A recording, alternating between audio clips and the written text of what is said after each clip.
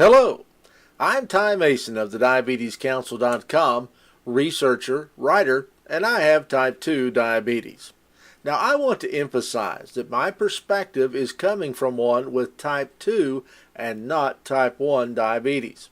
Our channel is primarily for those with type 2 diabetes and pre-diabetes. Today, I want to answer the question, should I join a support group for pre-diabetes? After you watch the video today, I invite you to check out the description box for my new ebook. This is one of the most comprehensive diabetes meal planning books you can find anywhere. It contains diabetes-friendly meals and recipes for different goals such as 800 to 1800 calories per day meal plans, diabetes meal planning tips and tricks. There are also tons of diabetes-friendly recipes for everyone. Now this is a very difficult question to answer because support groups and therapy are a very individual experience. Some people thrive in support groups while others really see no real progress in the process. Now there are all kinds of support groups, and I am sure if you look at churches, hospitals, community outreach centers, you can find a support group for just about anything. Now one of the people I trust in my research is Carole Bennett. Carole is a professional counselor but also an accomplished author. She has a real down-to-earth approach to counseling. So much of what I'm about to say I learned from her in articles and books concerning support groups. You see, people seek out support groups to share their personal experiences in dealing with situations that have altered their life in some way. Prediabetes certainly would fall into that category.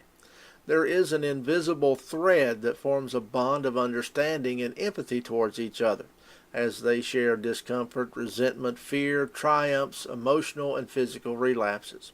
Now, I think for support groups to really serve a purpose, there should be some discomfort, a process of looking at oneself in an honest light and determining if they're just going over the same territory or in actuality taking away new tools and new perceptions.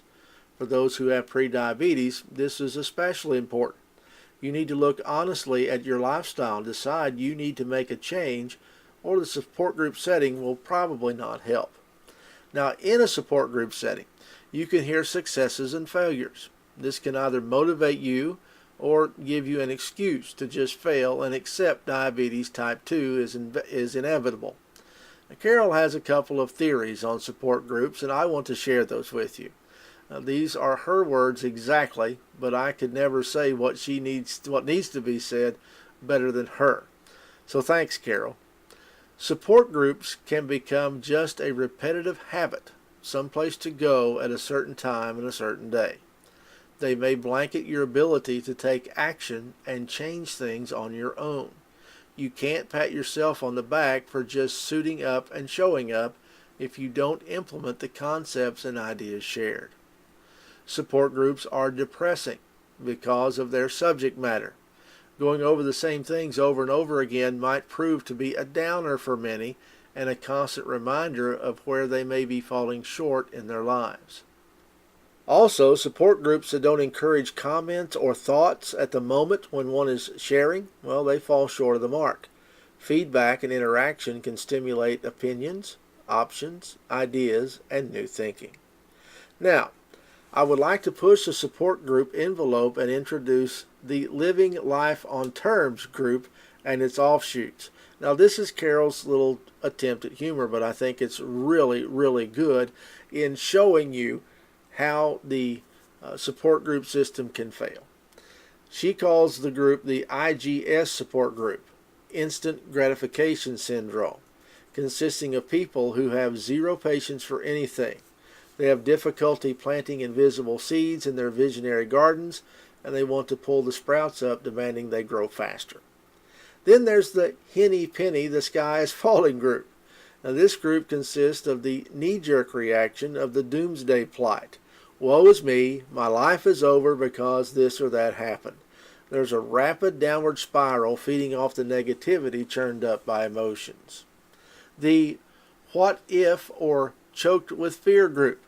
not being able to take a deep breath and realize that the fear is probably imagined, your thinking can be off and running, and you have no more success in quelling than you would have in herding cats. The Firebreathing Dragon group. Now this group has a following of folks that are in a constant state of agitated anger, resentment, and frustration. Then there's the Ants in My Pants group. These are people sharing that they can't sit still and need constant activity and motion to fill their day, and believe this is the only way to be productive. Now, of course, all these groups are pretty silly, but the bottom line is that we all need a support group in some kind of shape or fashion. Talking, laughing, crying with others about the smallest issues to monumental ones might help, and they might help keep everything in perspective and keep us grounded. You see, sometimes we appreciate how ridiculous or out of proportion our thinking is, and reflecting on it with others is a good way to see that. So I echo Carole's thoughts, and I do believe in support groups. But as I stated earlier, that choice is very individual, and you need to make that decision for yourself. We also have things like online support groups. I've done a video on that, so you may want to check that one out as well. Don't forget to get my new ebook, and please subscribe to our channel for many more videos like this one in the future. I want to thank you so much for watching. I'm Ty Mason.